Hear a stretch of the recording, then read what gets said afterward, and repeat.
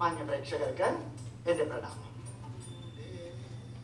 നമ്മൾ കഴിഞ്ഞ ഞായറാഴ്ച കേട്ടത് സജഷനുകളിൽ നിന്ന് ഡിസിഷനുകളിലേക്കുള്ള പോക്കാണ്. അതിൽ രാമന്റെ ഡിസിഷനെ കുറിച്ച് നമ്മൾ അറിഞ്ഞു. ഇനി ലക്ഷ്മണന്റെ ഡിസിഷനാണ്.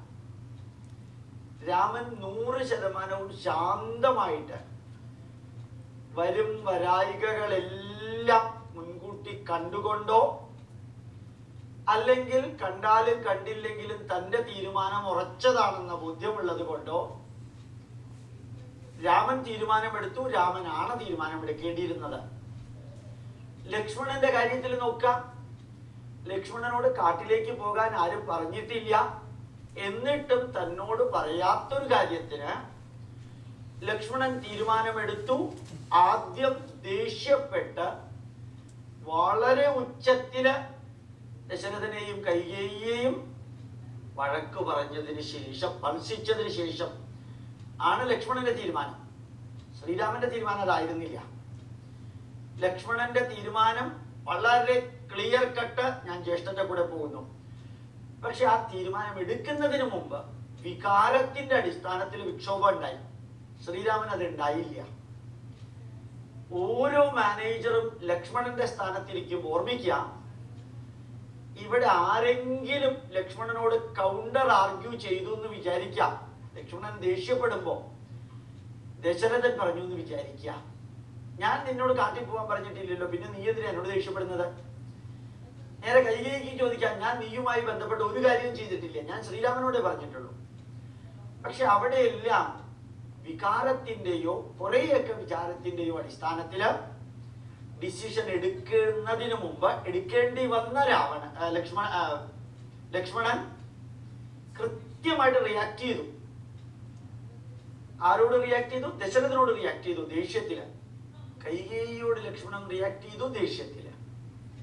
കൗസല്യയോട് റിയാക്ട് ചെയ്തത് സിമ്പതിയായിരുന്നു, ദയയോടുകൂടിയായിരുന്നു. തന്റെ അമ്മയോട് റിയാക്ട് ചെയ്തില്ല, ആക്ട് മാത്രമേ ചെയ്തുള്ളൂ. ഞാൻ പോവാണ്, ദിസ് ഈസ് മൈ ഡിസിഷൻ, അനുഗ്രഹിക്കണം. അമ്മ അനുഗ്രഹിക്കുകയും ചെയ്തു. ഗമ്യതാമർത്ഥലാഭായ ക്ഷേമായ വിജയായ ച ശത്രുവംശ വിനാശായ പുനർസന്ദർശനായ ച എന്ന് പറഞ്ഞ് ഭംഗിയായിട്ട് സുമിത്ര ലക്ഷ്മണനെ അനുമോദിച്ചുകൊണ്ട് അനുഗ്രഹിച്ചു വിട്ടു. ഊർമിളയുടെ മുമ്പിലും ലക്ഷ്മണൻ ശാന്തനായിരുന്നു. ഞാൻ പോവാണ്, നീ വരുന്നുണ്ടോ എന്ന് ചോദിച്ചില്ല, പോയേ തീരും. അവിടെ ലക്ഷ്മണന്റെ ഡിസിഷൻ മേക്കിംഗ് രണ്ടും തമ്മിൽ കമ്പയർ ചെയ്ത് നോക്കാം. അച്ഛനോട്, അമ്മമാരോട്, ഭാര്യയോട്, എല്ലാവരോടും ലക്ഷ്മണൻ പറഞ്ഞത് എങ്ങനെയാണ്? ഡിസിഷൻ ഒന്ന് മാത്രമായിരുന്നു രണ്ടുപേരുടെയും, കാട്ടിലേക്ക് പോവാ.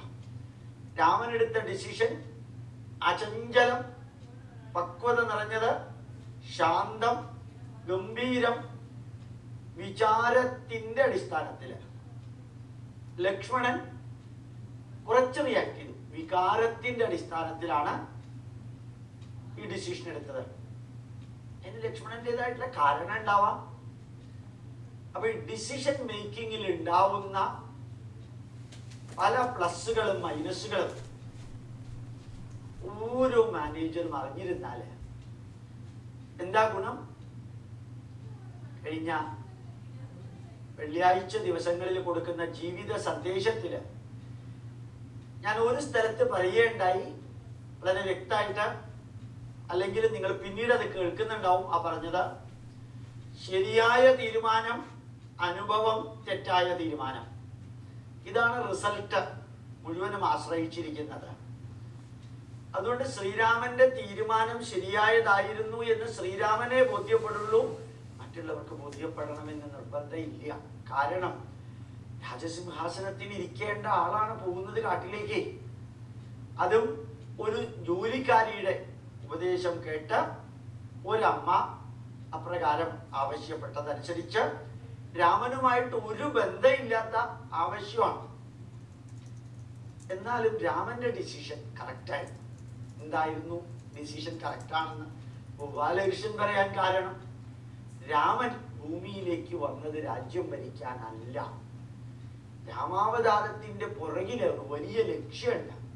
തെക്കേ അറ്റത്ത് ലങ്കയിൽ ഭരിക്കുന്ന രാവണ നിഗ്രഹമാണ്. ഈ രാമൻ അയോധ്യയിലെ രാജാവായിട്ട് ഒരു 70 വയസ്സ് വരെ അല്ലെങ്കിൽ 85 വയസ്സ് വരെ ഭരിച്ചു എന്ന് വിചാരിക്കാം. അതിന് മഹാവിഷ്ണു അവതാരം എടുത്ത് ഭൂമിയിലേക്ക് വരേണ്ട കാര്യമുണ്ടോ? അതിലാരെങ്കിലും ഭരിച്ചാൽ പോലെ. ഇപ്പോ നമ്മുടെ നാട് ഭരിക്കുന്നവരൊക്കെ യോഗ്യതയുള്ളവർ വല്ലവരുമാണോ? ഒന്നുമല്ലല്ലോ. അതേപോലെ ആരെങ്കിലും ഭരിച്ചാൽ പോലെ.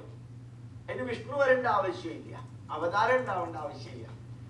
അപ്പോൾ രാമന്റെ ഡിസിഷൻ ഒരു കസേര ത്യജിക്കലല്ല, ജന്മ ലക്ഷ്യം സബലീകരിക്കല. അതേപോലെ ഒരു മാനേജർക്കും ഡയറക്ടർക്കും ലീഡർക്കും ലക്ഷ്യമുണ്ട്.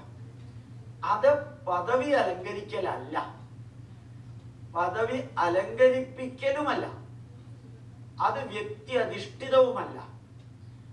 അത് ഒന്നുകിൽ സ്ഥാപനാധിഷ്ഠിതമാണ്, അല്ലെങ്കിൽ സമൂഹാധിഷ്ഠിതമാണ്, അല്ലെങ്കിൽ മാനവരാശിയിൽ അധിഷ്ഠിതമാണ്. ഞാൻ 3 പറയാൻ കാരണം എന്താ? ഒന്ന് സമൂഹാധിഷ്ഠിതം, സമൂഹത്തിന് ലീഡർഷിപ്പ് കൊടുക്കുന്ന ആൾ. സ്ഥാപനാധിഷ്ഠിതം, ഒരു സ്ഥാപനത്തിന്റെ മാനേജർ ഡയറക്ടർ. മാനവരാശി അധിഷ്ഠിതം, രാഷ്ട്രത്തിന്റെ നേതാവാണെങ്കിൽ. അപ്പൊ രാമന്റെ ഡിസിഷനില് രാഷ്ട്രത്തിന്റെ നിലനിൽപ്പ്, മാനവരാശിയുടെ നിലനിൽപ്പാണ് ഇമ്പോർട്ടന്റ്. അതിന് വ്യക്തിയും കുടുംബവും ഒരു പരിധിവരെ ആ രാജ്യവും ഒന്നും ഇമ്പോർട്ടന്റ് അല്ല. അതിനല്ല രാമൻ വന്നത്.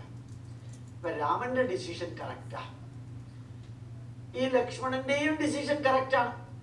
പക്ഷെ എങ്ങനെ അത് കൈകാര്യം ചെയ്തു എന്നുള്ളതില് കുറച്ച് ഒമിഷൻസും പ്രോബ്ലവും ഉണ്ട്.